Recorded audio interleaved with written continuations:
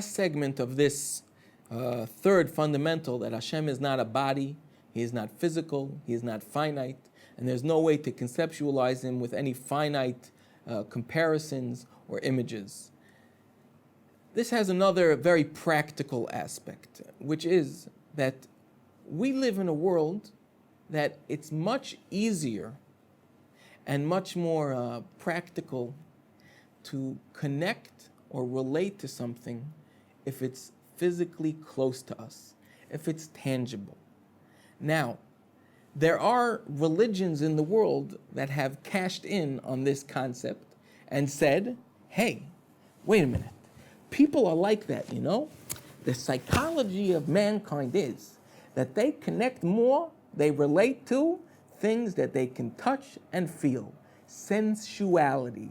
If you can feel it and touch it and see it and hear it, then you're much more connected to it. But if it's invisible, they have a hard time with it. So let's come up with a religion.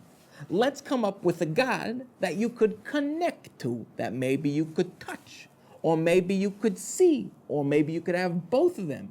Maybe you could even smell it. And that is much more practical. Hey, it talks to people. You're going to get phone calls from missionaries and say, hey, we have the God for you. You know what? My God, He's got a big pot belly to make it much easier to see. My God, He is a symbol, and you could connect to that much more. Or the stars, or the constellations. This one looks like a goat. This one looks like Hercules. This one looks like twins. And now you could connect with it much more because, look, I see it. I could almost feel it. I could hear it. It's perfect. Just the God that I wanted. You know who believed that? Many religions. But without naming specific ones, back in the times of Avram, Abraham, our forefather, his father Terach had an idol store.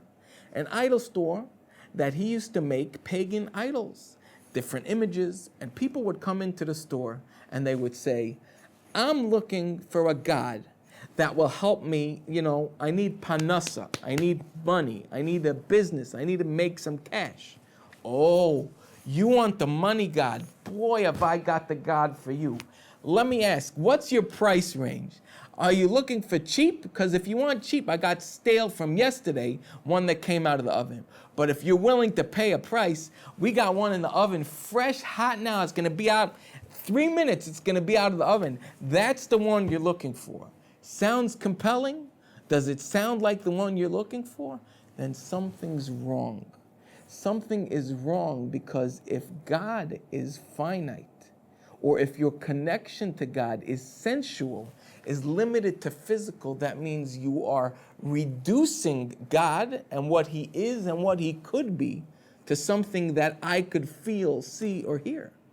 But that's impossible when we're talking about the creator of the world. When we're talking about the one who rules the world, who created the world, He guides the world, He listens to every person, every prayer, there's billions and creatures and everything, and He's doing it. How could you limit Him? How could you reduce Him to a finite existence? That's impossible. How could you connect to something that cannot be?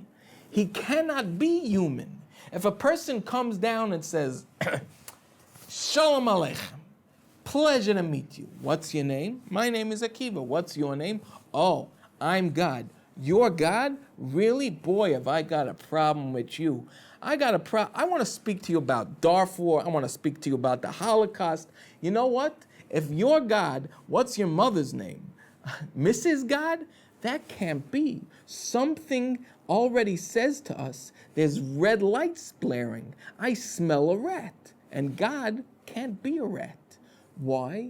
Because if He's finite, if He's physical, if He's a structure, if He's put into a room or into a bust or into a head or into a sculpture, that cannot be, it cannot encapsulate all that God has to be.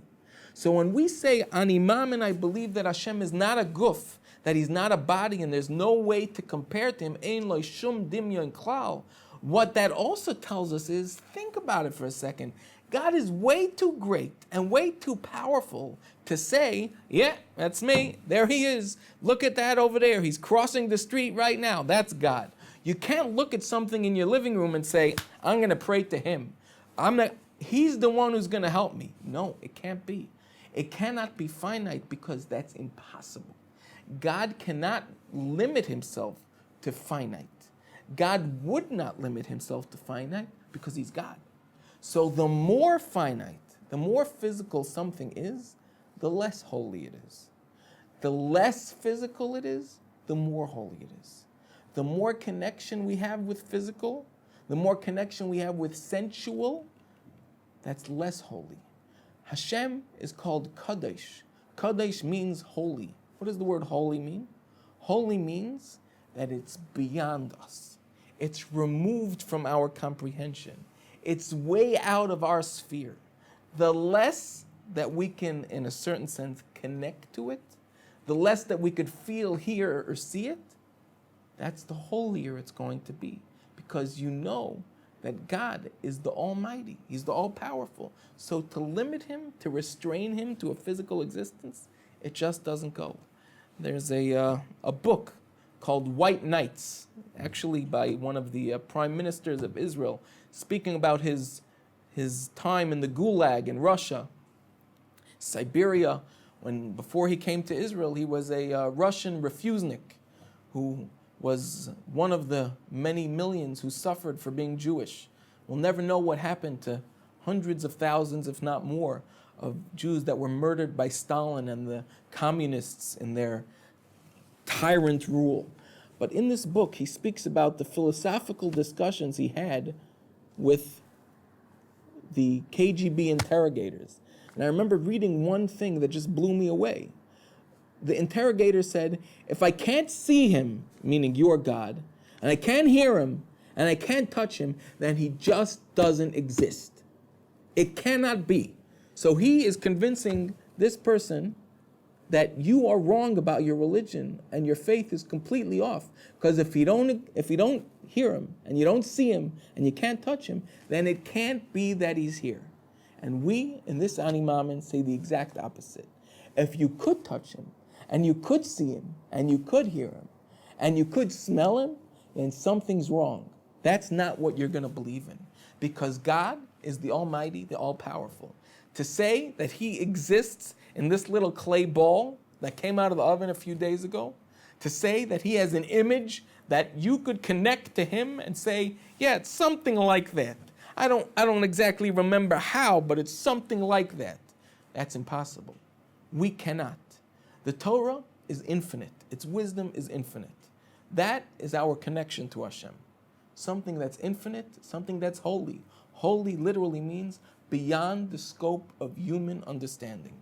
And the truth is that when we say there are holy people are in essence those people that are not limiting their existence, their vision, their beliefs, the things that they do are not limited to physical temptations or to sensuality.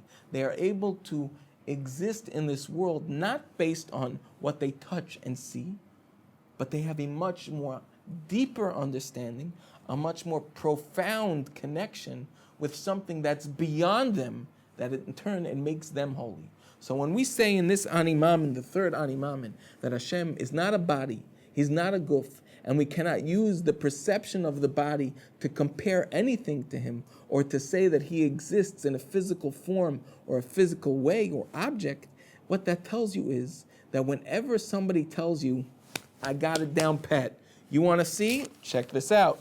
There's something wrong because God is infinite. Hashem is holy.